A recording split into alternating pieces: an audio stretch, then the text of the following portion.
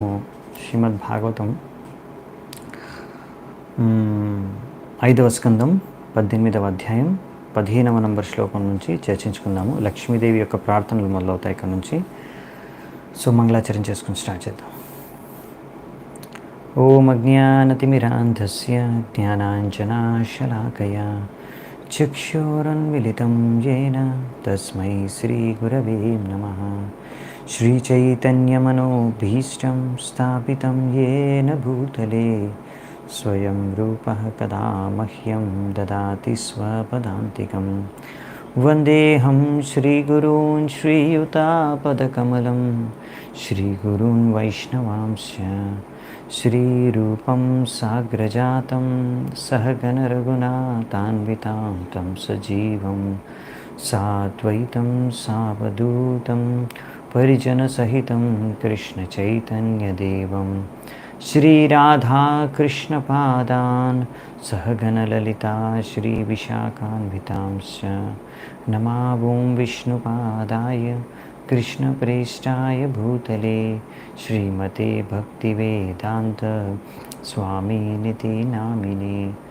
नमस्ते सारस्वते देवे गौरवाणी प्रचारिणे निर्विशेषशून्यवादी पाश्चात्यदेशतारिणे.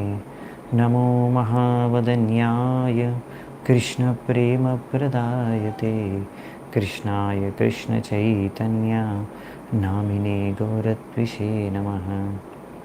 हे कृष्णा करुणा सिंधो दीनबंधु जगत्पते गोपेश गोपिका कांत राधा कांत नमोस्तुते. तप्त कांचन गौरांगी राधे वृंदावनेश्वरी वृषभानुसुते देवी प्रणमामि हरिप्रिये. नीलाचल निवासाय नित्याय परमात्मने बलभद्र सुभद्राभ्यां जगन्नाथाय ते नमः. वाञ्छाकल्पतरुभ्यश्च कृपासिन्धुभ्यैव च पतितानां पावनेभ्यो वैष्णवेभ्यो नमो नमः. जय श्रीकृष्ण चैतन्य प्रभु नित्यानन्द श्री अद्वैता गदाधर श्रीवासादि गौरभक्तवृन्द. हरे कृष्णा कृष्ण कृष्ण हरे हरे हरे राम राम राम हरे हरे.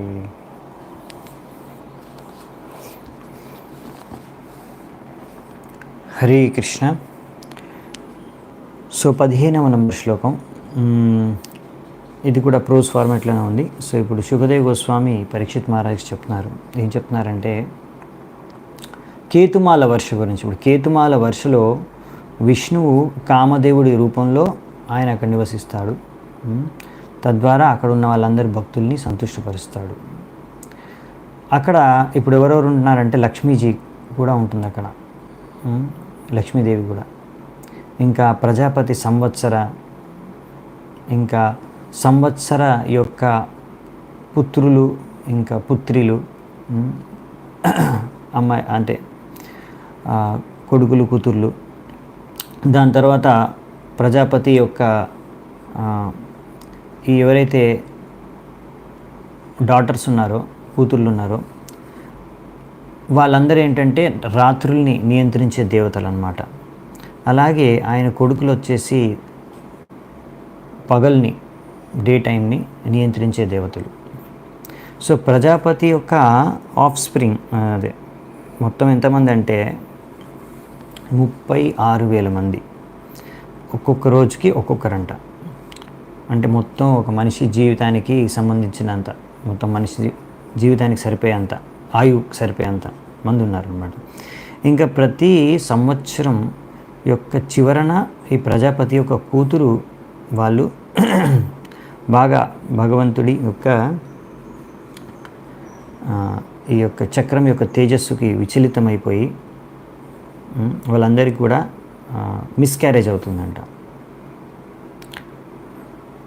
సో ఈ విధంగా అక్కడ భగవంతుడు విష్ణువు కామదేవుడి రూపంలో ఉంటారంట.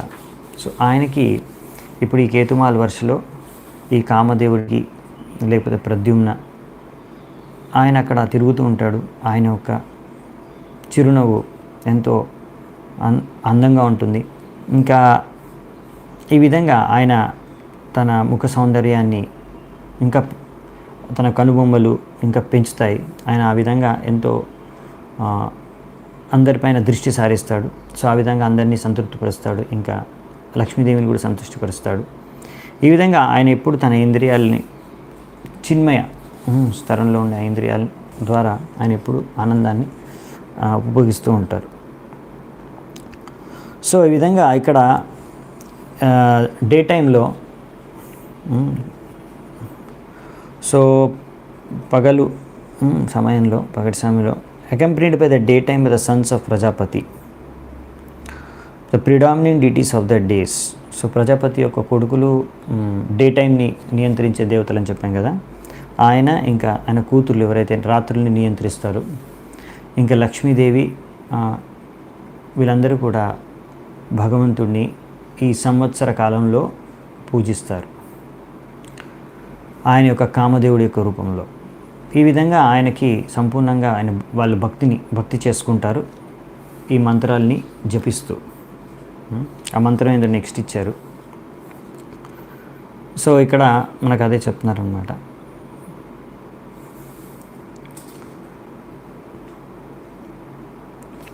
ఆ మంత్రము నెక్స్ట్ ఉందన్నమాట. ఏంటంటే దీని అర్థం, లెట్ మీ ఆఫర్, అదే భగవంతుడికి నా కృతజ్ఞతలు నేను అర్పించాలనుకుంటున్నాను. సో లక్ష్మీదేవి ఇంకా మిగతా వాళ్ళందరూ కలిసి మంత్రాన్ని జపిస్తారు. భగవంతుడికి ప్రణామాలు అర్పించుకుంటున్నారు. ప్లస్ ఇక్కడ ఈయన రిషికేష్ని ఆయన్ని పిలుస్తున్నారు. ఎందుకంటే ఆయన అందరి ఇంద్రియాల్ని నియంత్రిస్తాడు. ఇంకా అన్నిటికీ ఆయన మూల కారణం. ఇంకా ఆయన అన్నిటికీ ఆయన అధిపతి. శరీరము ఇంకా మానసిక బుద్ధితో చేసే అన్ని కార్యాలకి ఆయనే అధిపతి. ఆయనే భోక్త. ఇంకా 5 ఇంద్రియ వస్తువులు, 11 ఇంద్రియాలు మనస్సుతో కలుపుకొని ఇవన్నీ కూడా ఆయన నుంచి ఉద్భవించినవి. ఇంకా మన జీవితానికి సరిపోయినవి కావాల్సినంత కూడా ఆయనే మనకి అందిస్తున్నాడు. అవన్నీ కూడా ఆయన శక్తే కాబట్టి అవన్నీ కూడా ఆయన నుంచి అభిన్నం. సో ఆ విధంగా అందరి యొక్క భౌతిక శక్తి, శారీరక శక్తి, మానసిక శక్తి అంతా కూడా ఆయన నుంచి వస్తుంది కాబట్టి ఆయన నుంచి అది వేరు కాదు. ఇంకా చెప్పాలంటే ఆయనే అందరి జీవరాశులకి పతి, హస్బెండ్, భర్త. The purpose of all the Vedas is to worship. అన్ని వేదాల యొక్క సారం ఏంటంటే ఆయన్ని పూజించడమే. అందుకే మనం అందరం కలిసి ఈరోజు ఆయనకు ప్రణామాలు అర్పించుకుంటాము. ఈ విధంగా ఆయన మనకెప్పుడు మన పైన ఈ జీవితంలో, వచ్చే జీవితంలో కూడా దయ చూపిస్తూ ఉండాలి అని. సో ఇక్కడ లక్ష్మీదేవి ప్రణామాలు అర్పించుకుంటుంది భగవంతుడికి. ఇంకా ఏం చెప్తుందంటే, ఈ యొక్క శ్లోకం ఏదైతే ఉందో, ఈ మంత్రము, ఇందులో లక్ష్మీదేవి ప్రణామాలు అర్పించుకుంటుంది. ఈ శ్లోకానికి కూడా, ఈ మంత్రానికి కూడా చాలా పవర్ ఉందంట, ఆధ్యాత్మిక శక్తి. సో ఒక గురువు, ప్రామాణికమైన ఆధ్యాత్మిక గురువు యొక్క అధ్యక్షతలో శిష్యుడు ఈ యొక్క మంత్రాన్ని జపిస్తే తద్వారా మంచి భక్తుడిగా, సంపూర్ణమైన భక్తుడిగా మారగలరు ఆ వ్యక్తి. సో ఈ విధంగా ఈ మంత్రాన్ని జపం చేసి ఈ యొక్క భౌతిక జగత్తు నుంచి ముక్తి కూడా పొందవచ్చు. ఇంకా ఇలా ముక్తి పొంది దాని తర్వాత వైకుంఠ లోకానికి వెళ్ళి వైకుంఠ ప్రాప్తి లభిస్తుంది. వైకుంఠ లోకానికి వెళ్ళిన తర్వాత కూడా అక్కడ కూడా భగవంతుడిని ఆరాధించుకుంటూ ఉండొచ్చు. సో ఈ విధంగా ముఖ్యంగా ఈ మంత్రాలన్నీ కూడా ఈ జీవితంలో, మళ్ళీ వచ్చే జీవితంలో కూడా పనికొచ్చే మంత్రాలే. ఎందుకంటే ఇవన్నీ ఆధ్యాత్మిక మంత్రాలు, ఆధ్యాత్మిక కార్యాలు, భక్తి కార్యాలు చేసుకునేది మనం ఈ జీవితంలో, తర్వాత జీవితంలో కూడా. సో అందుకనే ఈ మంత్రం వచ్చేసి కొంచెం పెద్దగా ఉంది, నేను అయినా చదువుతాను. 18 శ్లోకం. ఓం హ్రాం హ్రీం హ్రూం ఓం నమో భగవతే ఋషికేశాయ సర్వగుణ విశేషైర్ విలక్షితాత్మనే ఆకూతినాం చిత్తానాం చేతసాం విశేషణాం చాధిపతయే షోడశ కాలాయ ఛందో మాయాయాన్న మాయాయామృత మాయాయ సర్వమాయాయ సహసే ఓజసే బలాయ కాంతాయ కామాయ నమస్తే ఉభయత్ర భూయాత్. ఇదనమాట మొత్తం. దీనిదే ఇప్పుడు మనం చర్చించుకున్నాం అర్థం. సో ఈ విధంగా మంత్రాన్ని జపిస్తారు. ఈ విధంగా ఈ మంత్రాలు ఏవైతే ఉన్నాయో ఇలా భక్తులు భగవంతుడి నామాలు మంత్రాలు ఈ జీవితంలో వచ్చే నిత్యం జపిస్తూ ఉంటారు. అందుకే గీతలు చెప్పారు కదా, భగవంతుడు భక్తులు అంటే ఎవరు? సతతం కీర్తయంతో మాం యతంతశ్చ దృఢవ్రతః నమస్యంతశ్చ మాం భక్త్యా తుష్యంతి చ రమంతి చ.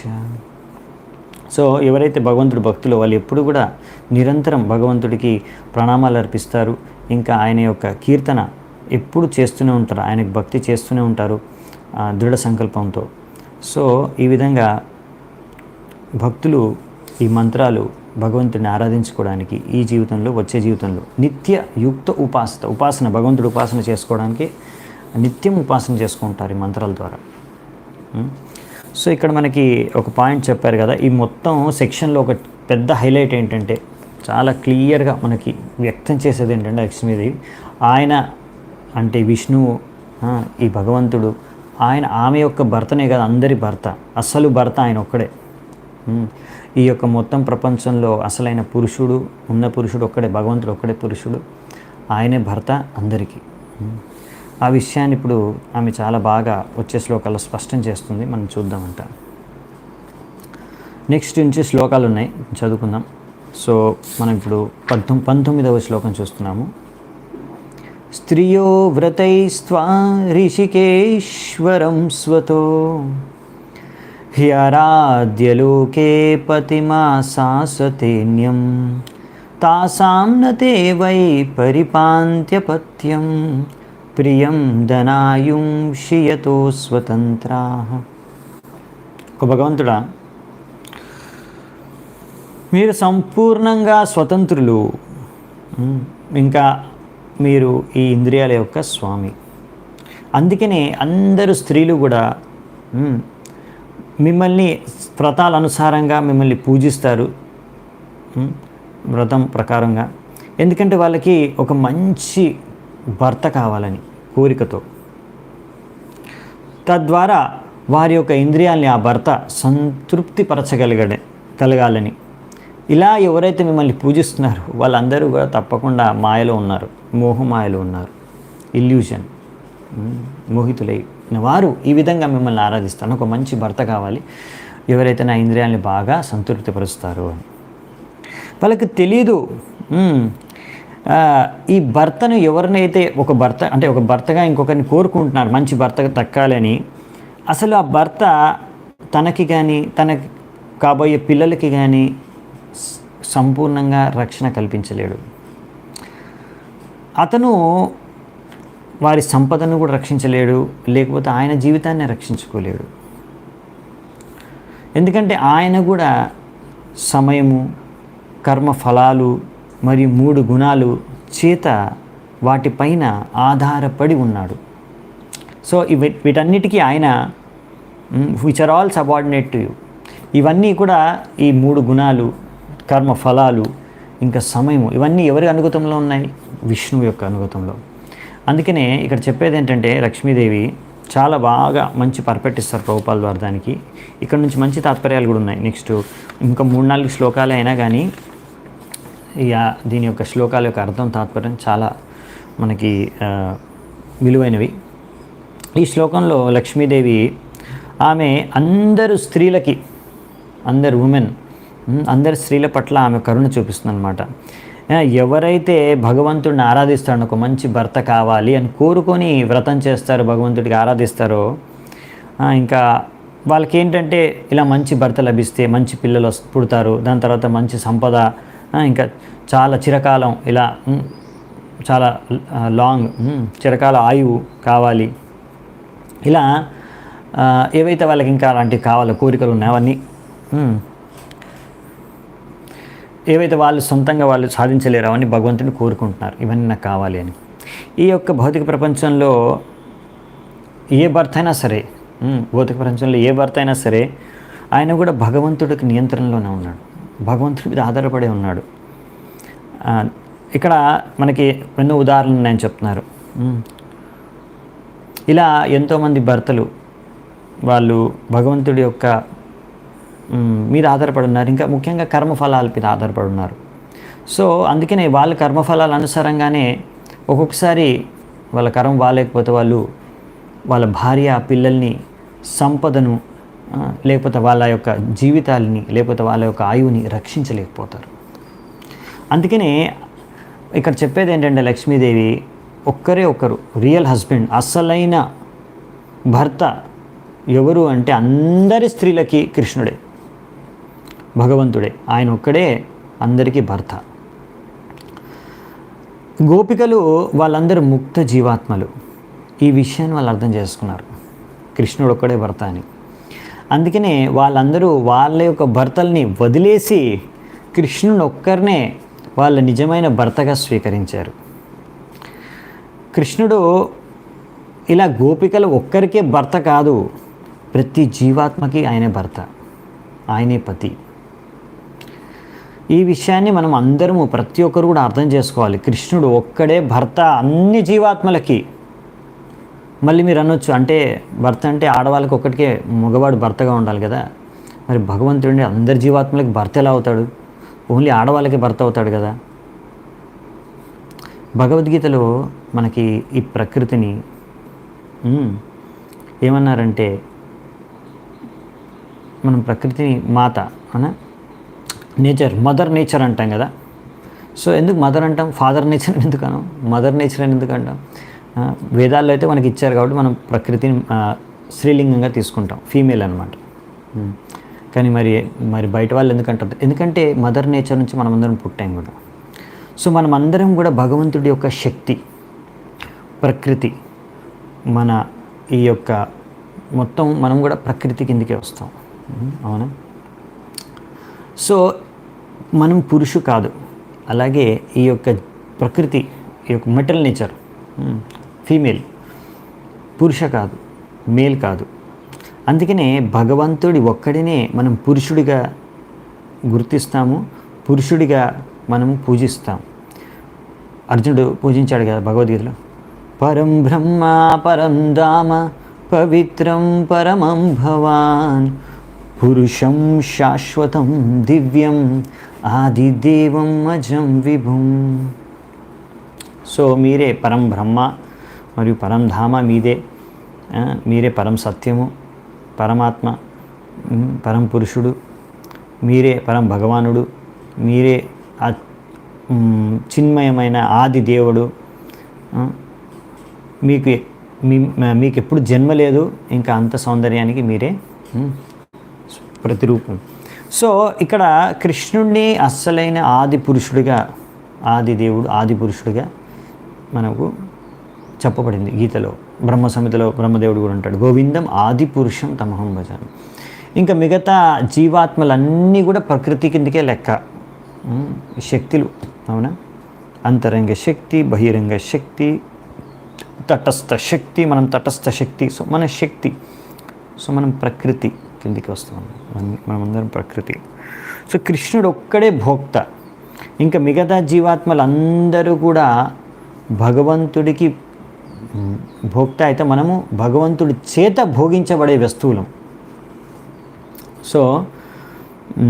సో ప్రతి స్త్రీ కూడా ఒక భర్త కావాలని కోరుకుంటుంది. ఎందుకు అంటే ఆమెను రక్షించడానికి. Or any man who desires to become husband of women is under illusion.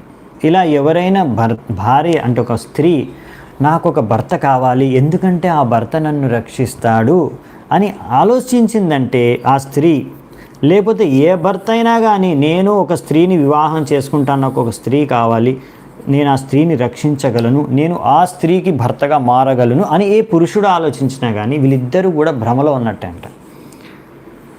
ఇవన్నీ మీకు కొత్తగా విన్నట్టు అనిపిస్తున్నాయా స్టేట్మెంట్స్? సో అదేంటి ఇలా? అలాగే మరి సో భర్త అయినా, భార్య అయినా, మగవాడైనా, ఆడవారైనా అందరూ కూడా అర్థం చేసుకోవాల్సిందంటే భగవంతుడే మనకు భర్త, మనం అందరం భగవంతుడి మీద ఆధారపడి ఉన్నాము, మన ఇంక ఎవరు రక్షించలేరు. ఇదే అర్థం చేసుకోవాలి మనం. అప్పుడే మనం భగవంతుడి మీద ఆధారపడేది, భగవంతుడికి సంపూర్ణంగా శరణాగతమయ్యేది. ఎప్పటి వరకు అయితే అలా ఆలోచిస్తున్నాం. ఇప్పుడు to become a husband means, ఇప్పుడు ఇక్కడ ఏంటంటే మామూలుగా భర్త అంటే సొసైటీలో ఈయన భార్య పిల్లల్ని బాగా చూసుకుంటారు, వాళ్ళకి కావాల్సిన సంపద సెక్యూరిటీ అన్నీ ప్రదానం చేస్తారు. కానీ అసలు భర్త ఇవన్నీ ఇవ్వలేడు సంపూర్ణంగా. సెక్యూరిటీ ఎలా ఇవ్వగలడు?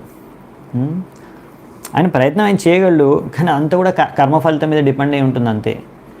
ఏ వ్యక్తి ఏ క్షణంలో చావాలో ఆల్రెడీ ఫిక్స్ అయిపోయింది. సో మీరు ఎలా మరి బతికించగలిగేది? భర్త ఎలా భార్యను బతికించగలిగేది? ఆమె కర్మఫలాల ప్రకారం ఆమె ఎన్ని సంవత్సరాలు జీవించాలో అన్ని సంవత్సరాలు జీవిస్తుంది. ఎంత సుఖాన్ని అనుభవించాలో అంత సుఖాన్ని అనుభవిస్తుంది, ఎంత దుఃఖాన్ని అనుభవించాలో అంత దుఃఖం అనుభవిస్తుంది. సో భర్త ఏం చేయగలడు మరి? సో ఆ సుఖము లేకపోతే ఆ సెక్యూరిటీ, ఆ రక్షణ భర్త ద్వారా ఆమెకు పొందుతుంది, ఆమె కర్మఫలాల అనుసారంగా. సో అందుకనే మనం అర్థం చేసుకోవాల్సింది ఏంటంటే కర్మణ దైవనేత్రేనా, ప్రభుపాల్ వారు ఇక్కడ రాస్తున్నారు. ఇవన్నీ కూడా పూర్వపు కర్మ ఫలితాల విధంగా ఎవరెవరు ఎంత అనుభవించాలో అంత అనుభవిస్తారు, ఎప్పుడు చావాలో అప్పుడు చేస్తారు, ఎన్ని రోజులు బతకాలో అన్ని రోజులు బతుకుతారు. కాబట్టి ఒక వ్యక్తి ఇలా గర్వంగా ఆలోచించాడు అనుకోండి, ఆలోచిస్తున్నాడు అనుకోండి, నేను నా భార్యని రక్షించగలను అని ఆలోచించడమే ఆయన భ్రమలో ఉన్నట్టు. కృష్ణుడు ఒక్కడే భర్త. అందుకనే ఈ యొక్క భార్యాభర్తల సంబంధం ఏదైతే భౌతిక ప్రపంచంలో ఉందో అది యాక్చువల్లీ అబ్సల్యూట్ కాదనమాట, పరం సత్యం కాదు, అది రిలేటివ్ అనమాట. ఇది అబ్సల్యూట్ కాదు. ఇప్పుడు భగవంతుడు అబ్సల్యూట్ అనమాట, పరం సత్యం. ఇది పరం సత్యం కాదనమాట. ఇది కొంత సమయం వరకే సత్యం, అంతేనా? ఎందుకంటే ఈ శరీరం అనేది టెంపరీ కదా. సో ఇప్పుడు ఈ వ్యక్తి మగ పురుషుడి శరీరం లభించింది ఒక వ్యక్తికి. సో ఆయన మగ పురుషులా ఉండి ఇప్పుడు భర్తలాగా వ్యవహారం చేస్తున్నాడు. చచ్చిపోయిన తర్వాత నెక్స్ట్ టైం ఆయన స్త్రీ అయి పుట్టొచ్చు, స్త్రీ శరీరం దొక్కొచ్చు. అప్పుడు మరి అయిపోయింది, ఇంకా అప్పుడు భర్త కాలేడు కదా, అప్పుడు భార్య అవ్వాల్సిందే ఇంకోరికి. సో ఆ విధంగా అందుకే ఇది పర్మనెంట్ రిలేషన్షిప్ కాదనమాట ఆ విధంగా. సో మరి ఆ విధంగా అబ్సల్యూట్ కాదనమాట ఇది. Because we have the desire to marry, మనకు వివాహం చేసుకోవాలి అనే కోరిక ఉంది కనుక కృష్ణుడు ఈ విధంగా భార్యాభర్తల సంబంధాన్ని ఓకే మీరు భార్యాభర్తలుగా ఉండండి ఇద్దరు, ఆ విధంగా సంతృష్టి పడండి, ఈమె నా భార్య అని ఈయన నా భర్త అని. సో ఈ విధంగా అందరికీ భగవంతుడు ఇలా వాళ్ళ కోరికలు కర్మ అనుసారంగా వాళ్ళకి ప్రదానం చేస్తారు. ఇప్పుడు వాళ్ళకు కోరిక ఉంది, నాకు భర్త కావాలని, సరే భర్త, ఈయన భర్తగా తీసుకో, నువ్వు ఈయన నా భర్త అని ఓ మొహంతో ఉండు. సో ఈ విధంగా యాక్చువల్లీ హౌఎవర్ లివింగ్ ఎంటిటీస్ ప్రకృతి చెప్పాం కదా, జీవాత్మ ప్రకృతి అన్నమాట, ఫీమేల్. అండ్ కృష్ణుడు ఒక్కడే పురుషుడు, ఆయన ఒక్కడే ఈశ్వరుడు, ఆయన ఒక్కడే భర్త. ఏకలే ఈశ్వరి కృష్ణ ఆరశోభ భృత్య యారే ఐచే నాచాయిసే తాయిచే కోరే నృత్య. చైతన్య చరితామృతంలో రాశారు. ఏకలే ఈశ్వర కృష్ణ అంటే కృష్ణుడు ఒక్కడే ఈశ్వరుడు, ఆరసభ భృత్య మిగతా వాళ్ళందరూ ఆయన దాసులు, ఆయన ఒక్కడే మాస్టర్, ఆయన ఒక్కడే భర్త, మిగతా వాళ్ళందరూ ఆయన దాసులు, ఆయన సేవకులు, ఆయన భార్యలు మాత్రమే.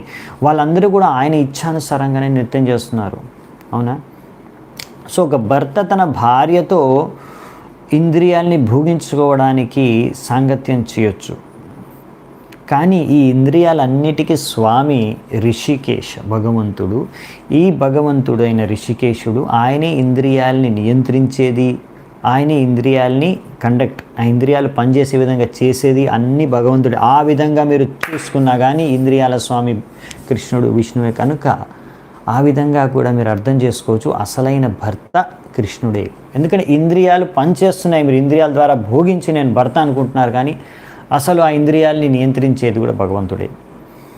సో అందుకనే ఇవన్నీ అసలైన భర్త, అసలైన ఈశ్వరుడు అంటే కంట్రోలర్, అసలైన ఈశ్వరుడు కృష్ణ.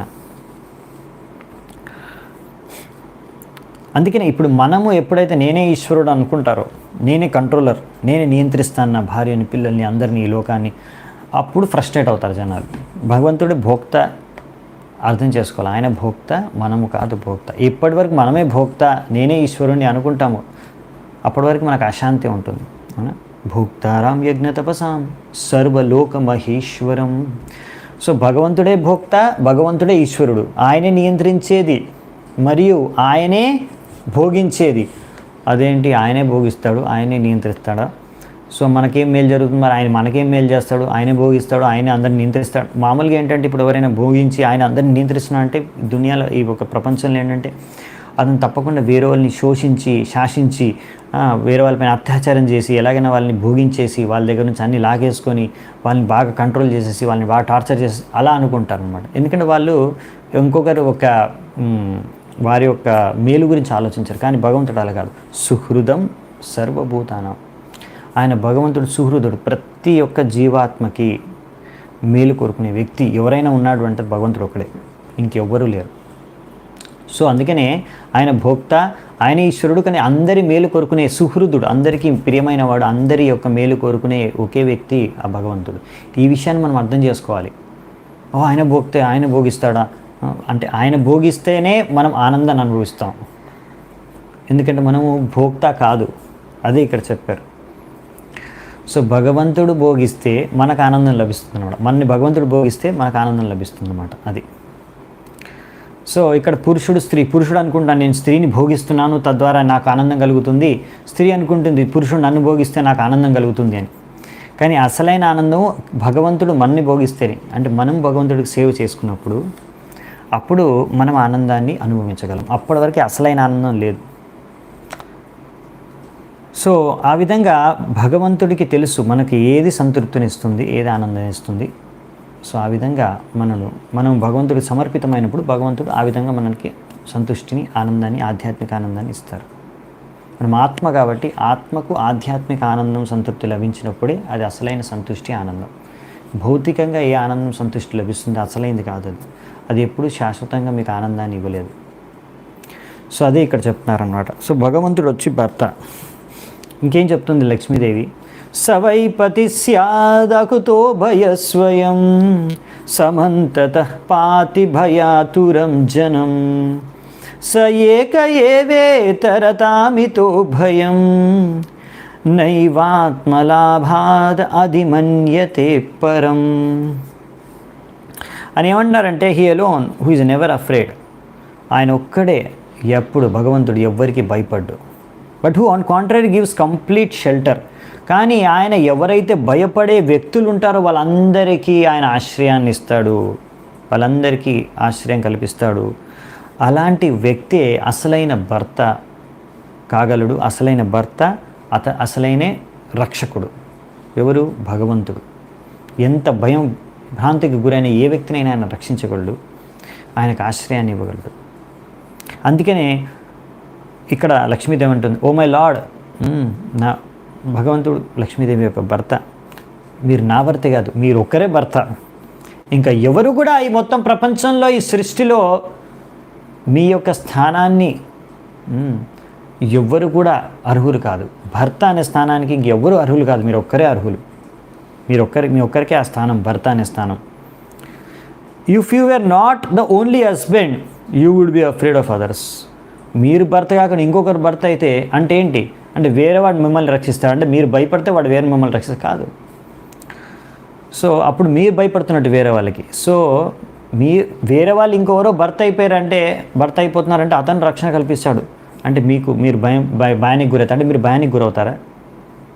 సో అందరికీ రక్షణ కల్పించేది, అందరికీ భర్త మీరొక్కరే. అందుకనే ఎవరైతే వేదశాస్త్రాల్లో నైపుణ్యత కలిగిన వాళ్ళు ఉన్నారో, పండితులు ఉన్నారో, వాళ్ళందరూ కూడా మీ ఒక్కరినే స్వామిగా స్వీకరిస్తారు. ఇంకా వాళ్ళందరికీ తెలుసు, ఇంకా ఎవరు కూడా మీకన్నా మంచి భర్త కాలేరు అని, మీకన్నా మంచిగా ఎవరు కూడా మీలాగా వాళ్ళని రక్షించలేరు అని. అందుకని ఎవరైతే వేదశాస్త్రాల జ్ఞానం ఉందో వాళ్ళు మీకు శరణాగతులు అవుతారు, మిమ్మల్ని స్వామిగా స్వీకరిస్తారు. సో ఈ భౌతిక ప్రపంచంలో చాలామంది భర్తలు ఉన్నారు, చాలామంది నేతలు ఉన్నారు, మేమే రక్షకులు, మేము మిమ్మల్ని రక్షిస్తామని ఆశ్వాసన ఇస్తూ ఉంటారు. ఇలా చాలామంది గార్డియన్స్ ఉన్నారు. కానీ వీళ్ళందరూ కూడా టెంపరీ అన్నమాట. భగవంతుడు తలుచుకుంటే ఏ క్షణాన్నైనా వీళ్ళందరినీ వాళ్ళ పదవుల నుంచి, వాళ్ళ ఉపాధుల నుంచి తీసి పారేస్తారు. దాని తర్వాత వాళ్ళు ఏ నేతో ఏ పదవో ఇప్పుడు అందరికి ఆశ్వాసన ఇస్తున్నారు, నేను మిమ్మల్ని రక్షించగలను, మీరేం భయపడకండి, కంగారు పడకండి, నేనున్నాను మీకోసం. కానీ అది ఎంతకాలం వాళ్ళే రక్షించుకోలేరు. వాళ్ళు ఒకరోజు కాలం చెల్లిపోయిన తర్వాత వాళ్ళు కూడా వెళ్ళిపోతారు పైకి. సో వాళ్ళు ఇంకొకరిని రక్షిస్తారు.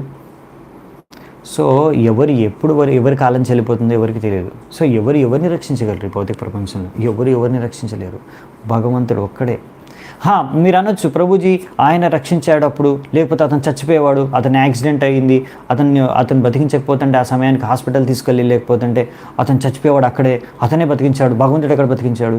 ఆ డాక్టరు ఆపరేషన్ చేశాడు, అతను బతికిపోయాడు, అతను బతికించాడు, లేకపోతే ఎక్కడ డాక్టర్ బతికించాడు, ఎక్కడ భగవంతుడు బతికించాడు?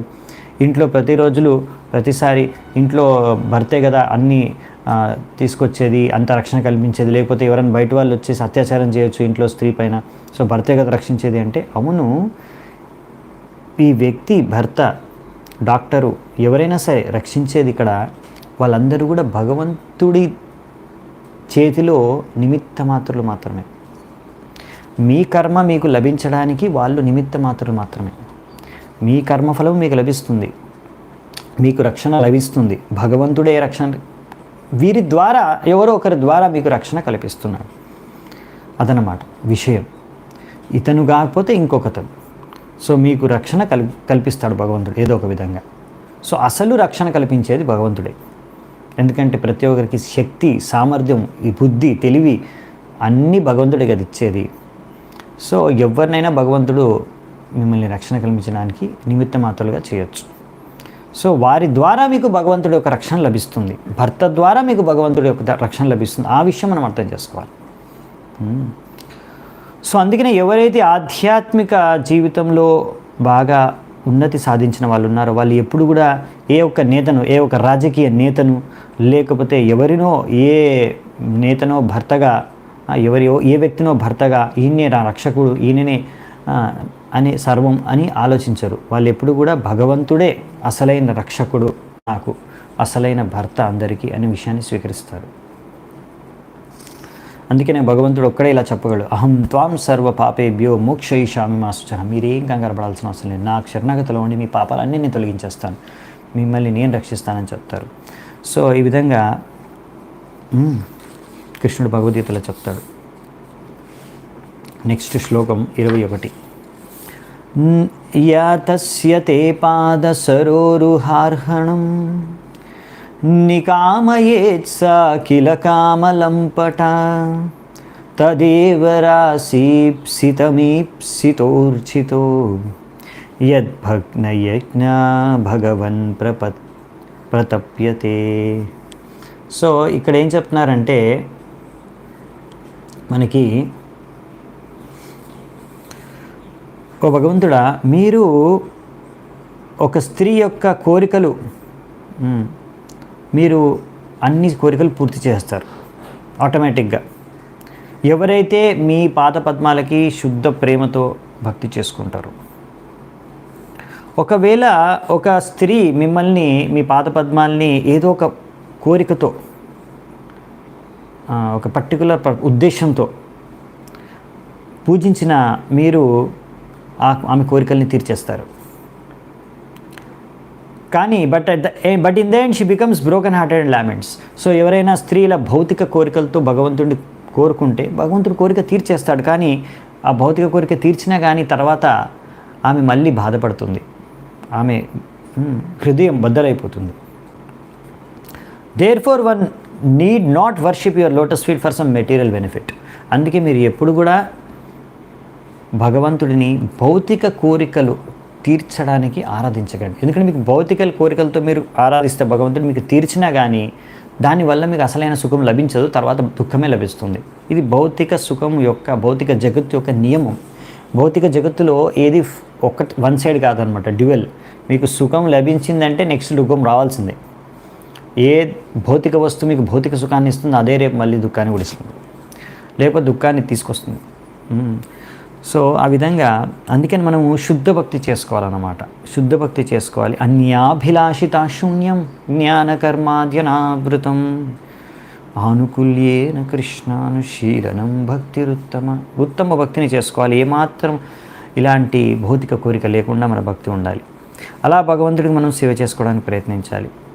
సో మామూలుగా ఏంటంటే ఎవరైతే కొత్తగా భక్తి చేసుకోవడం మొదలుపెట్టారు భగవంతుడికి, నియోఫైట్ కనిష్ట స్థాయిలో ఉన్నారు వాళ్ళంటే ముఖ్యంగా నియమాల అనుసారంగా శాస్త్రాలు ఇంకా గురువు యొక్క అధ్యక్షతలో వాళ్ళు సాధనా భక్తి చేసుకోవాలి. దాని తర్వాత వాళ్ళు అలా సాధనా భక్తి బాగా చేసుకున్నప్పుడు వాళ్ళు కొంత సమయం తర్వాత వాళ్ళు భగవంతుడి పట్ల వాళ్ళకి ఆసక్తి పెరుగుతుంది. అప్పుడు వాళ్ళ యొక్క హృదయంలో ఉన్న ప్రేమ జాగృతం అవుతుంది. దాని తర్వాత వాళ్ళు సహజంగా స్వాభావికంగా వాళ్ళు భగవంతుడికి పూజ చేసుకుంటారు, భక్తి చేసుకుంటారు, ఆరాధించుకుంటారు, ఆ స్థాయికి చేరుకుంటారు. అప్పుడు వాళ్ళకి ఇంకా ఏమాత్రం వేరే ఆశ ఉండదు, వేరే అభిలాష ఉండదు. కానీ స్టార్టింగ్లో మనం జాగ్రత్త పడాలి. ఏమాత్రం వేరే అభిలాషతో, వేరే భౌతిక కోరికతో మనం ఎప్పుడుగా భగవంతుడిని ఆరాధించకూడదు. సో ఇలా మనము ఎప్పుడైతే అలా భగవంతుడే సర్వస్వం మనకి అని భగవంతుడిని సంపూర్ణమైన శుద్ధమైన ప్రేమతో, శుద్ధమైన భక్తితో ఆరాధిస్తాం, భగవంతుడు అన్నీ చూసుకుంటాడు.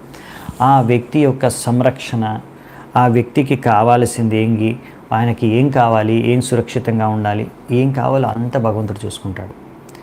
అదే భగవంతుడు భగవద్గీతలో చెప్పారు, అనన్యశ్చింతయంతో మాం ఏ జన పర్యుపాసతే తేషాం నిత్యాభియుక్తానాం యోగక్షేమం వహామ్యహం. అవునా?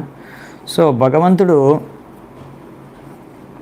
ఇలా ఏమంటున్నారంటే, ఎవరైనా నాకు సంపూర్ణంగా భక్తి చేసుకుంటారు, అనన్యస్ చింతయంతో, మనం వేరే ఏమాత్రం చింత లేకుండా ఓన్లీ భగవంతుడికి భక్తి చేసుకోవాలని ఏకైక కోరికతో భగవంతుడు ఎవరైతే భక్తి చేసుకుంటారో, భగవంతుడిని చింతిస్తున్నారు, ఎల్లప్పుడూ భగవంతుడి గురించి ఆలోచిస్తున్నారు, భగవంతుడు అలాంటి ఉపాసకులకి భగవంతుడు నిత్యం ఒక కొంచెం సమయం కాదు, ఎప్పుడు 24/7 భగవంతుడికి భక్తి చేసుకుని భగవంతుడి గురించి ఆలోచించే వాళ్ళకి భగవంతుడు ఏం కావాలో అది అందజేస్తాడు. యోగక్షేమం వహామ్యహం. వాళ్ళు క్షేమంగా ఉండడానికి వాళ్ళకి ఏం సదుపాయాలు, ఏం సౌకర్యం, ఏ రక్షణ కావాలో అది భగవంతుడు ఇచ్చేస్తాడు. సో అదనమాట. సో విషయం అలా ఉంది భగవద్గీతలో, భగవంతుడు అలా చెప్పారు. అవునా? మనకు ఒక స్టోరీ కూడా చెప్తారు ప్రభుపాల్ వారు. ఒక మహా ఆచార్యులు, భక్తులు, ఐ థింక్ అర్జునాచార్య అని, ఆయన ఒకసారి ఇలా ఈ శ్లోకాన్ని చదివినప్పుడు ఆయన అనుకున్నాడు, భగవంతుడు అన్నీ సప్లై చేసేస్తారని ఇచ్చారు ఇక్కడ, నేనేమో పేదరికంలో ఉన్నాను, నాకు ఇప్పుడు నెక్స్ట్ తినడానికి కూడా ఇంట్లో వంట వండడానికి కూడా ఏమీ వస్తువులు లేవు, ధాన్యాలు లేవు. సో అటువంటిది మరి భగవంతుడు అన్నీ ప్రొవైడ్ చేస్తారంటున్నారు, మరి నాకైతే ప్రొవైడ్ చేయట్లేదు అనుకొని ఈ లైన్ని కొట్టేశారనమాట. అలా గీత గీసేసి, లైన్ పైన గీత గీసేసి భగవద్గీత చదువుతున్నప్పుడు ఇంకా బయటికి ఆయన వేరే కార్యాలకి, పనులకు వెళ్ళాడు. అలాగే ఇంకా భిక్షాటన కూడా చేసుకొని రావడానికి. సో ఆయన బయటికి వెళ్ళినప్పుడు భగవంతుడు, కృష్ణ బలరాములు ఇద్దరు కూడా చిన్న బాలుడు రూపంలో, ఇద్దరు పిల్లల రూపంలో వచ్చేసి ఇంట్లోకి ఏమేమి కావాలో పదార్థాలు, వంట చేయడానికి, మంచి భోజనం చేయడానికి అన్ని సౌకర్యాలు, అన్ని సదుపాయాలు, ఇంకా అన్ని ధాన్యాలు, కూరగాయలు కానీ ఇలా అన్నీ కూడా తీసుకొచ్చేసారనమాట. సో వాళ్ళ ఆవిడ ఉండే ఇంట్లో, వాళ్ళ ఆవిడ చూసి, ఎవరు పంపించారంటే మీ ఆయన పంపించాడు. ఓ అవునా, సరే అని ఆమె తీసుకున్న తర్వాత ఆమె చూసింది వాళ్ళ వీపు వెనకాల, బాలుడి వీపు వెనకాల ఇలా వాతలు పడి ఉన్నాయన్నమాట. ఎవరు మిమ్మల్ని ఇలా కొట్టారంటే, మేము కొంచెం లేట్ అవుతుంటే మీ ఆయన మమ్మల్ని కొట్టారు అంటే, అవునా, మా ఆయన అంత క్రూరంగా ప్రవర్తించాడా? అంత క్రూరంగా ప్రవర్తించరే అసలు?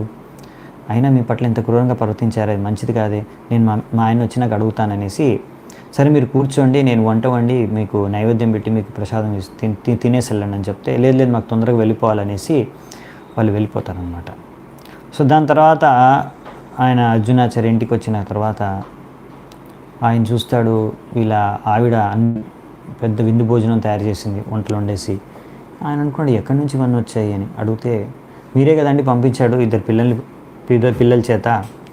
సో మళ్ళీ వాళ్ళు లేట్ అవుతుందంటే మీరు ఇంకా వాళ్ళ వెనకాల వాళ్ళ కర్రతో గట్టి కొట్టారు, మొత్తం వాతలు పడ్డాయి వెనకాల వీపు మీద, నేను చూశాను అంటే అప్పుడు ఆయనకు అర్థమవుతుంది, నేను పంపించలేదే అనేసి వెళ్ళి భగవద్గీత తీసి చూస్తే అక్కడ యోగక్షేమం వహామ్యం ఈ లైన్కి కొట్టేస్తారు గీత. ఆ గీత కూడా చెరిగిపోతున్నాను. సో గీత ఉండదు ఇంకా. అంటే అప్పుడు అర్థమవుతుంది ఆ గీత భగవంతుడు స్వయంగా తీసుకున్నాడు దాని పైన.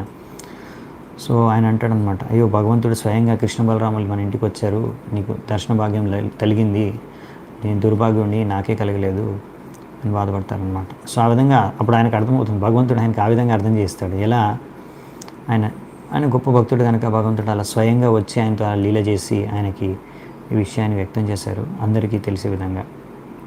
సో భగవంతుడే అన్నీ మనకి ఇస్తున్నారు. ఈరోజు కూడా భగవంతుడి యొక్క కృప లేనిదే మనము గాలి కూడా పీల్చుకోలేము, నీరు కూడా మనకు లభించేది కాదు, ఆహారం కూడా తినలేము, తిన్నది కూడా జీర్ణం చేసుకోలేము. సో మనం బతికి ఉన్నామంటే దానికి భగవంతుడి యొక్క కృపనే కారణం. సో ఆ విషయాన్ని మనం అర్థం చేసుకోవాలన్నమాట. ఇంకొకటి విషయం ఏంటంటే ఇక్కడ, అందుకని మనము ఇలా ఏదో భౌతిక కోరికలతో భగవంతుడిని కోరుకోవడం అవసరం లేదు. మనకి ఏం కావాలో భగవంతుడు ఆల్రెడీ సప్లై చేస్తున్నాడు. ఇంకే మనం శుద్ధ భక్తి చేసుకుంటే మనకి ఏం కావాలో సురక్షణ అంతా కూడా భగవంతుడు చూసుకుంటాడు. అందుకనే ఇలా భౌతిక కోరికల కోసం ప్రార్థించడం అనవసరం. శ్రీల విశ్వనాథ్ చక్రవర్తి ఠాకూర్ ఆయన చెప్తారు, ఒకవేళ ఒక భక్తుడు ఒక ఏదో పర్టికులర్ కోరుకోవాలని భగవంతుడిని కోరుకున్నా కానీ ఆ భక్తుడిని మనం సకామ భక్తుడిగా, అంటే ఈ భక్తుడు అన్యాభిలషిత కాదు, ఏదో ఉద్దేశంతో భక్తి చేస్తున్నాడు అని కొట్టి పారేయకూడదు అలాంటి వ్యక్తిని. ఎందుకంటే భగవద్గీతలో చెప్తారు, చాలామంది భక్తి మార్గంలోకి వస్తారు ఏదో ఒక కోరికతో, ఏదో ఒక ఉద్దేశంతో. ప్రతిసారి ప్రతి ఒక్కరు కూడా అన్యాభిలాషిత శూన్యంతో స్టార్ట్ చేయరు భక్తి. చతుర్విధ భజంతే మాం జనా సుకృతినోర్జున ఆర్తో జిజ్ఞాసురర్థార్థి జ్ఞాని చ భరతరిషభ. సో 4 రకమైన వ్యక్తులు భక్తి మార్గంలోకి వస్తారు భగవంతుడిని ఆరాధించుకోవడానికి. అవునా? ఇప్పుడు అర్థార్థి వాళ్ళు ఏదో బాధతో వస్తారు, లేకపోతే ఏదో ధనాన్ని ఆశించి కూడా భగవంతుడి దగ్గరికి వస్తారు కొంతమంది. సో బాధతో ఉన్న వాళ్ళు ఉపశమనాన్ని ఆశించి వస్తారు, పేదరికంతో ఉన్న వాళ్ళు ధనాన్ని ఆశించి వస్తారు. సో అలా ఆశించి వచ్చినంత మాత్రాన వాళ్ళు సకామ భక్తులుగా, వీళ్ళు శుద్ధ భక్తులుగా అని తీసి పారేయలేము. ఎందుకంటే వాళ్ళు ఇప్పుడు ఇంకా అజ్ఞానంలో ఉన్నారు, వాళ్ళు భగవంతుడి దగ్గరికి అయితే వచ్చారు కాబట్టి వాళ్ళ జన సుకృతిని అర్జున, వాళ్ళకి సుకృతి ఉంది, పుణ్యాత్ములు వాళ్ళు. సో భగవంతుడి దగ్గరికి వచ్చి వాళ్ళు భక్తి చేసుకున్న తర్వాత, వాళ్ళు అర్థం చేసుకున్న తర్వాత, వాళ్ళ అజ్ఞానత తొలగిపోయిన తర్వాత వాళ్ళకి ఆ భౌతిక కోరికలు వెళ్ళిపోతాయి. సో వాళ్ళు శుద్ధ భక్తులు అవుతారు చాలామంది. సో అందుకనే మనం ఎప్పుడు కూడా అనుకోకూడదు, ఎందుకంటే వాళ్ళు ఇప్పుడు అజ్ఞానంలో ఉన్నారు కాబట్టి అలా ఉన్నారు అంతే. కానీ భగవంతుడి దగ్గరికి వచ్చేసారు, భగవంతుడి శరణులకు వచ్చేసారు కాబట్టి వాళ్ళు మెల్లిగా అజ్ఞానత తొలగిపోయినప్పుడు మళ్ళీ వాళ్ళలో ఉన్న ఈ యొక్క కోరిక అంతా కూడా మాయమైపోతుందన్నమాట. వాళ్ళకి ఏదైనా ఇలాంటి మొదట్లో ఏ కోరికలో ఏ ఉద్దేశం ఉంది, ఆ ఉద్దేశాలు, ఆ కోరికలన్నీ కూడా in due course of time it will vanish.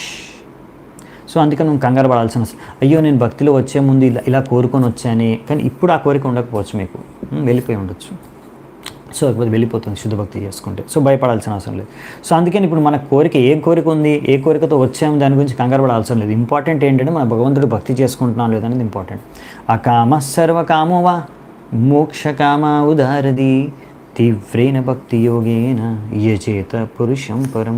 అందుకే మనము తీవ్రమైన భక్తిని చేసుకోవాలి భగవంతుడికి. అంతేగాని ఇప్పుడు ఎలా వచ్చామనేది, ఏ ఉద్దేశంతో వచ్చానేది పక్కన పెట్టేసి ఇప్పుడు మనం మాత్రం శుద్ధ భక్తి గురించి తెలుసుకున్నాం కాబట్టి శుద్ధ భక్తే చేసుకోవడానికి ప్రయత్నించాలి. అంతేగాని నాకు ఇప్పుడు ఈ కోరిక ఉంది కాబట్టి నేను భగవంతుని ఆరాధించను, ఏ దేవదేవతనో ఆరాధిస్తున్నాను, ఈ దేవి దేవతకి ఏదో పూజ చేస్తానో, ఏదో వ్రతం చేస్తానో, ఏదో వాళ్ళకు అప్పుడు ఆ దేవిని దేవతను ఆరాధిస్తే నాకు కావాల్సిన కోరిక తీరుకుంటుందంట, అక్కడికి వెళ్తాను అనుకుంటే అది తప్పు. అది తెలివి తక్కువ వాళ్ళు చేసే పని. ఎవరైతే కామంతో నిండి వాళ్ళ జ్ఞానము నశించిపోయిందో అలాంటి వాళ్ళు చేసే పని. అందుకే తెలివి తక్కువ వాళ్ళని గుర్తించారు. సో మీరు భౌతిక కోరికతో కూడా భగవంతుడి దగ్గరికి వస్తే మీరు చాలా శ్రేష్టమైన వాళ్ళు అనమాట. ఇలా అదే భౌతిక కోరికతో దేవతల దగ్గరికి వెళ్ళే వాళ్ళకన్నా. కామైస్తే హృతజ్ఞాన ప్రపద్యంతే న్యదేవత తం నియమమాస్తాయ ప్రకృత్యా నియత స్వయ. భగవద్గీతలో చెప్పారు కదా. సో నెక్స్ట్ 22వ శ్లోకం. మత్ప్రాప్తయే జేషసురాసురాదయస్ తప్యంత ఉగ్రం తప ఐంద్రియేద్యః ఋతే భవత్పాదపరాయణాన్నమాం విందంత్యహం త్వద్ హృదయాయతోజిత. ఇక్కడ ఏమంటున్నారంటే లక్ష్మీదేవి, మిమ్మల్ని ఎవరు కూడా జయించలేరు ఓ భగవంతుడా. ఎవరైనా ఇలా మీ భౌతిక కోరికతో భోగించాలనే ఉద్దేశంతో వాళ్ళు అందులో నిమగ్నం అయిపోతే బ్రహ్మదేవుడు కానీ, శివుడు కానీ, ఇంకా ఏ దేవి దేవతలు, అసురులు కానీ, ఎవరైనా కానీ ఈ భౌతిక కోరికతో వాళ్ళు ఎన్నో రకాల తపస్సులు undergo severe penance and austerities receive in my benedictions, ఇలా ఎంతోమంది ఎన్నో భౌతిక కోరికలతో, ఆశలతో ఎన్నో తపస్సులు చేసి కూడా నా యొక్క వరాల్ని పొందాలని చూస్తారు, నా యొక్క ఆశీర్వాదం పొందాలని చూస్తారు, ధనాన్ని పొందాలని చూస్తారు. కానీ వారెవ్వరికీ కూడా నేను ఆ ధనాన్ని కానీ ఆశీర్వాదాన్ని కానీ ఇవ్వను. వాళ్ళు ఎంత గొప్ప వాళ్ళైనా సరే ఎప్పటివరకైతే వాళ్ళు మీ పాద పద్మాలకి పూజ చేసుకోరు, మీ పాద పద్మాలను ఎప్పటివరకైతే ఆరాధించరు. Because I always keep you within my heart, నేను ఎప్పుడు కూడా మిమ్మల్ని నా హృదయంలో ధరించి ఉన్నాను. సో అందుకే నేను ఎవ్వరికి కూడా అసలు మేలు చేయను, ఒక భక్తుడికి మాత్రమే, మీ భక్తులకు మాత్రమే నేను అసలు ఆశీర్వాదం, నా ఆశీర్వాదం అంతా మీ భక్తులకు మాత్రమే, మీ భక్తులకు మాత్రమే నేను మేలు చేస్తాను, మీ భక్తులు మాత్రమే నేను ధనాన్ని, ఐశ్వర్యాన్ని ఇస్తాను. ఇంకా ఎవరి దగ్గరికి నేను వెళ్ళను, ఎవరైతే భక్తులు కాదు. ఇక్కడ లక్ష్మీదేవి డైరెక్ట్గా చెప్తుందనమాట, నేను ఎప్పుడు కూడా భౌతికవాదులు, కర్ములకి నేను ఎటువంటి ఆశీర్వాదం ఇవ్వను, నేను వాళ్ళ దగ్గరికి వెళ్ళను. అందుకనే ఇప్పుడు లక్ష్మీదేవిని చంచల అంటారనమాట. లక్ష్మీదేవి ఎవరి దగ్గర ఎక్కువసేపు ఉండదు, కానీ ఎవరి దగ్గర ఉంటుంది, ఎవరి దగ్గర అయితే భగవంతుడు ఉన్నాడు, ఎక్కడ నారాయణుడు ఉన్నాడో అక్కడ లక్ష్మీదేవి ఉంటుంది. అందుకనే భక్తుల దగ్గరే ఆమె యొక్క ఆశీర్వాదం ఉండేది. సో ఒక్కొక్కసారి మీరు అనొచ్చు, కానీ ఒక్కొక్కసారి భౌతికవాదులు, కర్ములు కూడా వాళ్ళు కూడా చాలా ధనవంతులై ఉంటారే, వాళ్ళు ఏం భక్తులు కాదు, కృష్ణుడు భక్తులు కాదు, కృష్ణుడు ఏం భక్తి చేసుకోవట్లేదు, విష్ణువుకి ఏం భక్తి చేసుకోవట్లేదు, అయినా కానీ వాళ్ళ దగ్గర చాలా ధనం ఉంది, వాళ్ళు చాలా సంపత్తి ఉంది. కానీ అదంతా కూడా లక్ష్మీదేవి ఇవ్వలేదు వాళ్ళకి. వాళ్ళకి ఎవరు ఇచ్చారంటే దుర్గాదేవి ఇచ్చిందనమాట. దుర్గాదేవి కూడా లక్ష్మీదేవి ఒక అవతారమే, కానీ డైరెక్ట్గా లక్ష్మీదేవి ఇవ్వలేదు, దుర్గాదేవి ఇస్తుంది. సో ఈ విధంగా అందుకనే ఎవరికైతే ఇలా భౌతిక ధనము కావాలో సో వాళ్ళు దుర్గాదేవిని పూజిస్తారు. ధనం దేహి, రూపం దేహి, రూపపతి భాజం దేహి, ఇలా నాకు మంచి ధనం కావాలి, శక్తి కావాలి, ఖ్యాతి కావాలి, మంచి భార్య కావాలి, ఇలా కోరుకుంటూ దుర్గాదేవిని ఆరాధిస్తూ ఉంటారన్నమాట. ఇలా దుర్గాదేవిని ఆరాధించుకొని ఇలా ధనము, సంపద, భౌతిక కోరికలన్నీ తీర్చుకోవచ్చు. కానీ ఇవన్నీ కూడా తాత్కాలికమే, టెంపరీ, ఇవన్నీ పర్మనెంట్ కాదు. అందుకే ఈ సుఖం ఏదైతే ఉందో దీన్ని మాయా సుఖ అంటారు. అంటే మాయా సుఖం అన్నమాట, ఇది అసలు సుఖం కాదు. అందుకనే ఈ ప్రహ్లాద్ మహారాజ్ అన్నారు, మాయా సుఖాయ భరం ఉద్వహతో విమూఢం. ఇది ఎవరి కోసం అంట ఈ సుఖము? విమూఢ. మూఢ అంటే ఫూల్ అన్నమాట, విమూఢ అంటే విశేష రూప మూఢ అన్నమాట, అంటే చాలా మూర్ఖులు.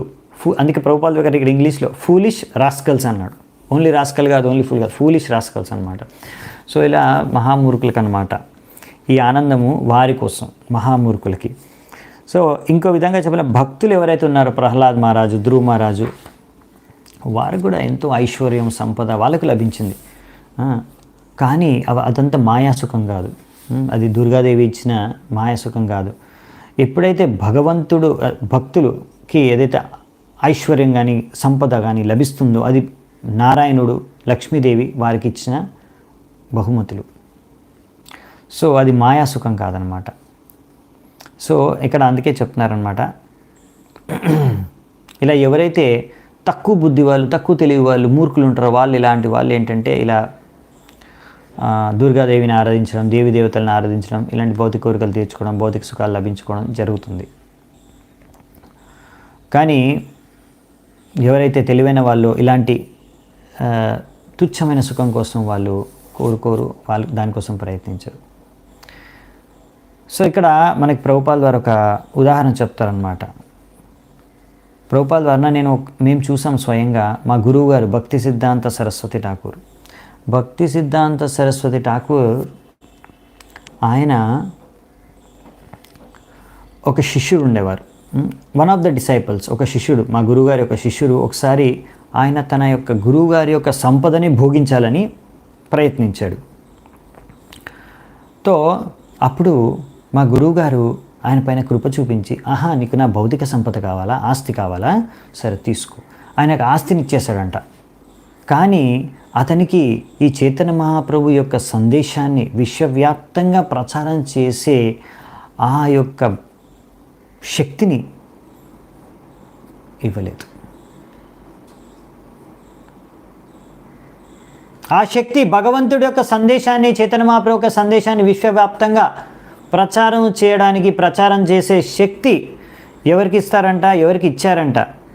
That special mercy of the power to preach is given to a devotee who does not want anything material from his spiritual master. ఎవరైతే తన గురువు నుంచి భౌతికంగా ఏం ఆశించట్లేదో అలాంటి వ్యక్తులకే, అలాంటి శిష్యులకే ఆ గురువు గారు ప్రచారం చేసే శక్తి, ప్రచారం చేసే ఆ క్షమతని ఇస్తారు. ఎవరికైతే నా గురువు గారికి సేవ చేసుకోవడం మాత్రమే నా ఒక జీవిత లక్ష్యమని అనుకునేవారు, దానికి ఎవరు ఉదాహరణ? ఇంకెవరు? శ్రీల ప్రభుపాల్ వారే. అవునా? శ్రీల ప్రభుపాల్ వారు వాళ్ళ గురువు గురించి ఏమైనా భౌతికంగా కోరుకున్నారా? ఏమీ కోరుకోలేదు. ఇంకా ఆయన దగ్గర ఉన్న సంపద అంతా కూడా ఆయన వాళ్ళ గురువుగారి మిషన్లో ప్రచారం కోసమనే ఇచ్చేశారు. దాని తర్వాత ఆయన జీవితాంతం కూడా ఆ గురువుగారి యొక్క ఆదేశాన్ని పాటించడానికి, గురువుగారి సేవ చేసుకోవడానికి ఆయన ప్రచారం చేశాడు. అందుకే మనం చూస్తాం శ్రీల ప్రభుపాల్ వారు ఎంతో సక్సెస్ఫుల్ అయ్యారు. ఆ గురువుగారు అంటే భక్తి సిద్ధాంత సరస్వతి ఠాకూర్ వారు ఆయన ఎన్నో గౌడీ మఠాలు స్థాపించారు. ఆయన ఎంతో, అప్పుడు గౌడీ మఠాలు 64 గౌడీ మఠాలు స్థాపించారు. ఒక్కొక్క గౌడీ మఠం అంటే పెద్ద పెద్ద మఠము, స్థలము, సంపద, చాలా ధనము, ఇంకా చాలా ప్రాపర్టీ ఉండేది. ఇప్పటికీ ఉన్నాయి ప్రాపర్టీ. కానీ ప్రచారం అంతా డౌన్ అయిపోయింది. ఎవరు చేశారు మరి కృష్ణ భావనామృతం యొక్క ప్రచారం విశ్వవ్యాప్తంగా? ఏదైతే తన గురువు గారి కోరికని తీర్చిందెవరు? భక్తి సిద్ధాంత సరస్వతి ఠాకూర్ యొక్క కోరిక తీర్చిందెవరు? శ్రీల ప్రభుపాల్ వారు.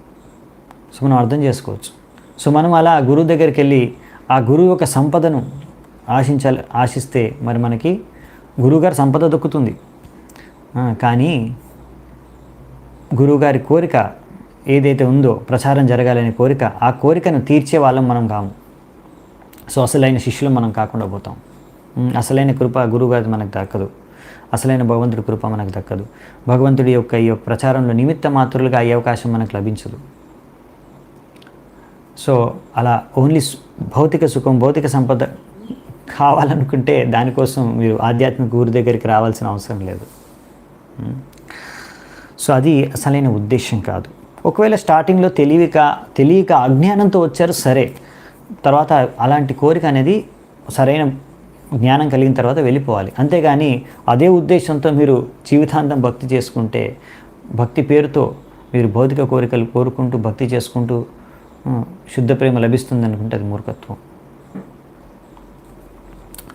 సో అందుకనే ఇలా మనకి ఇక్కడ ఇంకో ఉదాహరణ చెప్తున్నారు. The story of demon Ravana illustrates this point.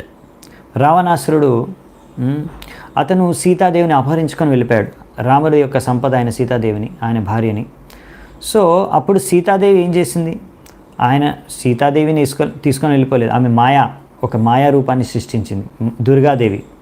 But an expansion of maya or Durgadevi ఇక్కడ చెప్తున్నారు. అందుకని సో ఆమె ఒక మాయా రూపాన్ని, మాయా సీతని సృష్టించింది. ఆమె అసలైన సీత కాదు, మాయా రూపం దుర్గాదేవిని సృష్టించింది.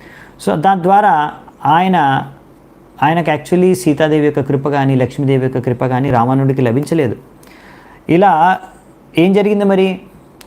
Ravana and his whole family vanquished by the power of Durgadevi. అలా మాయా సీతను అపహరించిన కారణంగా, దుర్గాదేవిని అపహరించిన కారణంగా రావణాసురుడి యొక్క పరివారము, వంశము మొత్తం సర్వనాశనం అయిపోయింది. అవునా? సృష్టి స్థితి ప్రళయ సాధన శక్తి రేఖ ఛాయేవ యస్య భువనాని బిభర్తి దుర్గ ఇచ్ఛానురూపమపి యస్య చ చేష్టతే స గోవిందమాది పురుషం తమహం భజామి. సో ఆ విధంగా దుర్గాదేవి ఆ విధంగా పనిచేసింది అక్కడ. సో నెక్స్ట్ ఈరోజుకి లక్ష్మీదేవి ప్రార్థనలో లాస్ట్ శ్లోకం. ఇది కూడా చాలా ఇంపార్టెంట్ శ్లోకం, ఇంకా మంచి తాత్పర్యం ఉంది దీనికి. ఇది చూసుకొని మిగిద్దామంట. సత్వం మమాప్యచ్యుత శీర్ష్ణి వందితం కరాంభుజం యత్వధాయి సాత్వతాం బిభర్షిమాం లక్ష్మవరేణ్యమాయయా క ఈశ్వరస్యేహితమోహితం విభుర్ ఇతి. ఇక్కడేం చెప్తున్నారంటే మీరెప్పుడు కూడా అచ్యుత, మీరెప్పుడు కూడా ఫెయిల్ అవ్వరు, ఇన్ఫాలిబుల్. అలాంటి మీ యొక్క పద్మపు చెయ్యి ఏదైతే ఉందో ఆశీర్వాదం ఇస్తారు కదా, ఇది అన్ని ఆశీర్వాదాలకు మూలం. మీ యొక్క హస్తం. అందుకనే శుద్ధ భక్తులందరూ కూడా మీ హస్తాన్ని పూజిస్తారు. మీరు మీ యొక్క ఈ హస్తాన్ని వారి తలపైన పెడతారు, ఆశీర్వాదం.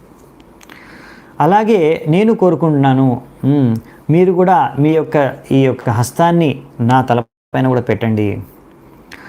అఫ్కోర్స్ మీరు ఆల్రెడీ నన్ను మీ యొక్క హృదయం దగ్గర శ్రీవత్స చిహ్నం ఉంటుంది, అక్కడ గోల్డెన్ హెయిర్ ఉంటుంది విష్ణువుకి. సో అక్కడ మీరు ఆల్రెడీ నన్ను పెట్టుకున్నారు హృదయంలో. కానీ ఇదంతా కూడా I regard this honour is merely kind of false prestige. దీనివల్ల నాకు ఒక అహంకారం తప్ప ఇంకేం దొరకట్లేదు అనిపిస్తుంది. నేను నన్ను భగవంతుడు హృదయం పైన పెట్టుకున్నాడు అని చిహ్నంగా ఉందని, అందుకే చిహ్నంగా గోల్డ్ కలర్ హెయిర్ కూడా ఉందని. You show your real mercy to your devotees. అసలైన మీ యొక్క కృప మీరు భక్తులకే చూపిస్తారు.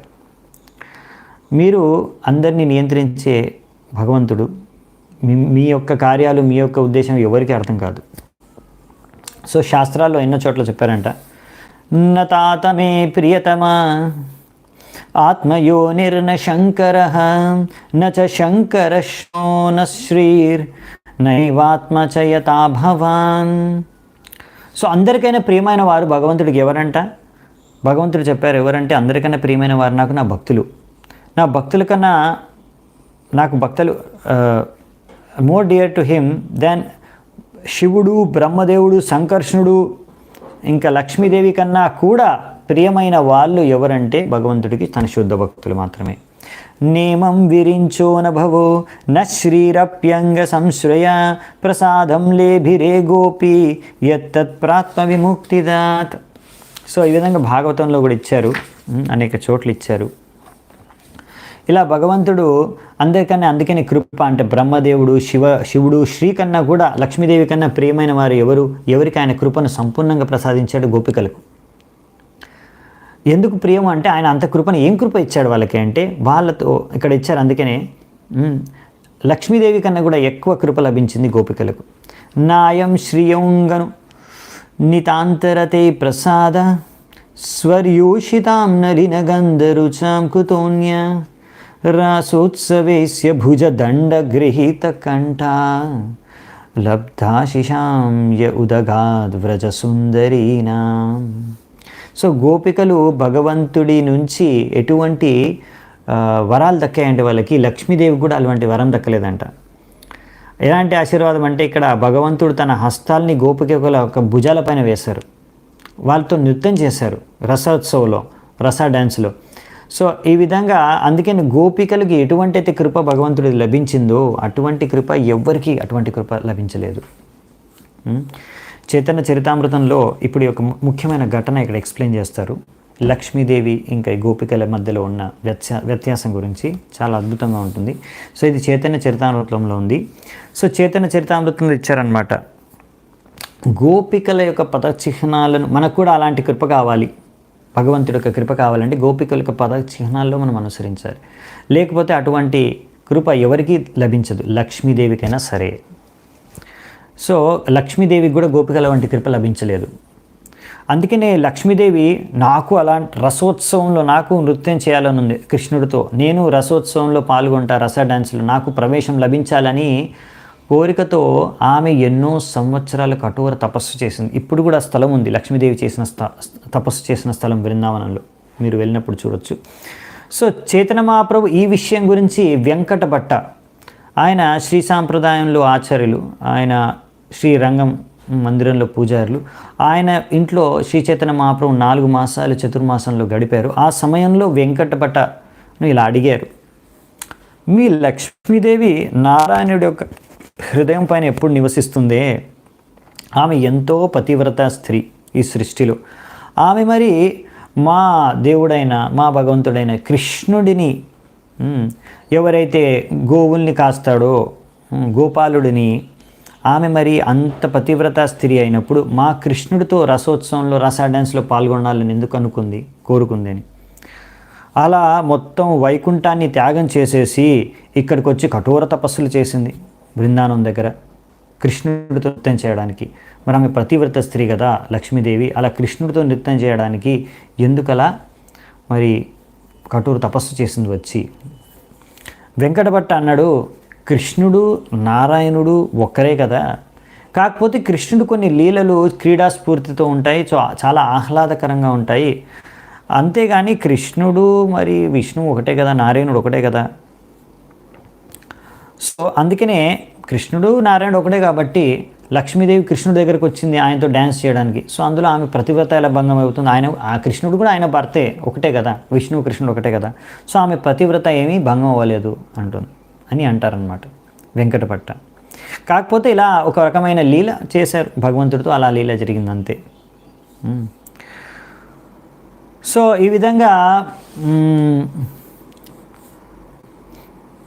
దీని గురించి మీరు ఎందుకు నాతో పరిహాసం చేస్తున్నారు?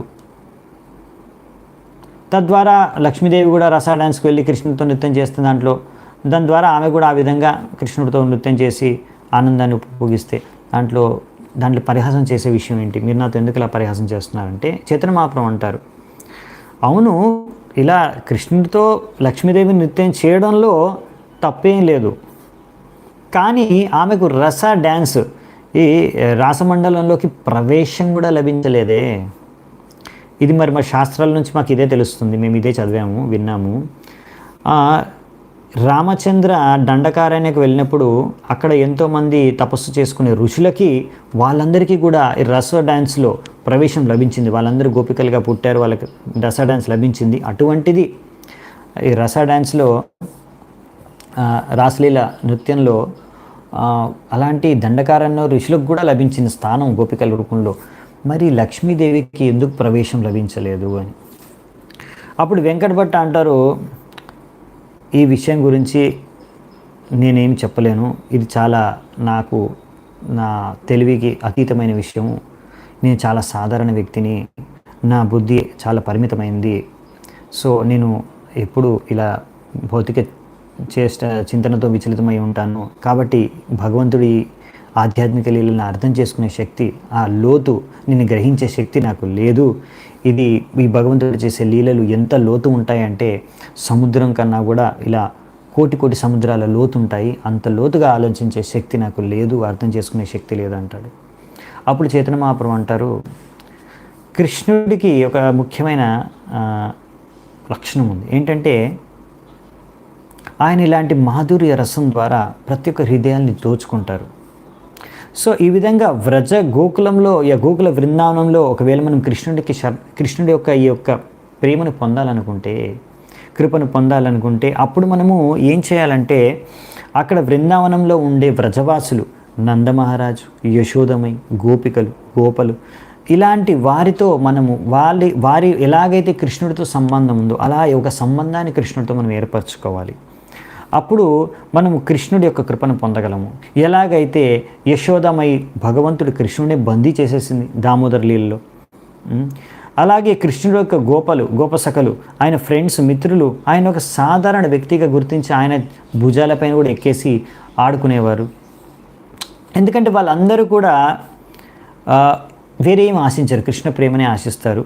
ఇంకా వాళ్ళందరూ కూడా వాళ్ళలో ఒకరిగా చూస్తారు. వాళ్ళ ఆ సంబంధం ద్వారా ఎలాగైతే ఏ సంబంధంలో వాళ్ళు భగవంతుడు కృష్ణుడితో ఉన్నారో ఆ సంబంధంలో ఎలా వ్యవహరించాలో అలాగే వ్యవహరిస్తారు. కృష్ణుడు భగవంతుడు అనేమి అక్కడ వ్యవహరించారు ఆయనతో. సో అందుకనే ఒకవేళ మీరు కృష్ణుడితో సాంగత్యం పొంది కృష్ణుడి యొక్క సంపూర్ణమైన కృప లభించాలి వ్రజవాసుల లాగా, బ్రజభూమిలో ఉన్నవారిలాగా అయితే అప్పుడు మరి వారికి వ్రజవాసులకు సేవ చేసుకొని వ్రజవాసుల యొక్క పదచిహ్నాల్ని అనుసరించాలి. అప్పుడే ఆ విధంగా వ్రజవాసుల వంటి భక్తులుగా మనం మారినప్పుడు అప్పుడే మనకు కృష్ణుడి యొక్క కృప వారికి లభించిన విధంగా మనకు లభిస్తుంది అని ఇక్కడ చెప్తున్నారు మనకి ప్రభుపాల్ వారు. సో ఇక్కడతో లక్ష్మీదేవి యొక్క ప్రార్థనలు ముగుస్తాయి. మిగతా నెక్స్ట్ ప్రార్థనలు మనము రేపు చూసుకుందామంట. నేను ఈరోజు ఇక్కడే ముగిస్తున్నాను, ఇక్కడ సెలవు తీసుకుంటాం. చాలా చాలా ధన్యవాదాలు అందరికీ. హరే కృష్ణ. శిల ప్రభుపాదికి జై. గ్రంథరాజ్ శ్రీమద్ భాగవతం की जय. समवेत गौर भक्त वृंद की जय. निताय गौर सीतनाथ प्रेमानंदे. हरि हरि बोल.